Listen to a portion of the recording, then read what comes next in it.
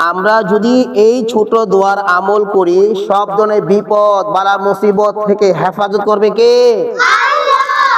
মানুষের দুশ্মনী থেকে, শত্রুমি থেকে, জাদু টুনা থেকে হেফাজত করবে কে? কে বলছে? দোয়াটা কত ছোট কিন্তু অনেক শক্তিশালী, অনেক পাওয়ারফুল। আমরা যদি সকাল সন্ধ্যা এই দোয়ার আমল করি, সংসারে অভাব অশান্তি দূর করে দিবে কে? ইয়া যাল জালালি ওয়াল ইকরাম।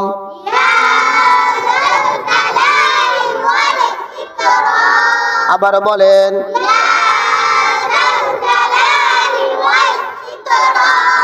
আমরা যদি নিয়মিত এই দোয়ার আমল করি, তাহলে ওই জাদু টুনা থেকে, মানুষের দুশ্মনী থেকে, সব ধরনের বিপদ বালা মুসিবত থেকে হেফাজত করবে কে? কে বলছে? আমরা আরেকটি আমল করিতে পারি। যারা আমরা ভয় পাই, ঘরে জিন থাকতে পারে, জিনের অনুভব মনে হয়, ভয় ভয় লাগে, তাহলে আমরা 3 বার দুরূদ শরীফ পড়ব, 111 বার এই দোয়া পড়ব, আবার 3 বার দুরূদ শরীফ পড়ে পানিতে ফু দিব, এই পানিটা ঘরে ছিটিয়ে দিব। তাহলে ওই দুষ্ট জিন, খবিশ জিন থেকে হেফাজত করবে কে? এতক্ষণ পর্যন্ত পড়লে সব মুখস্থ হয়েছে? পারা যাবে? আসেন একজন।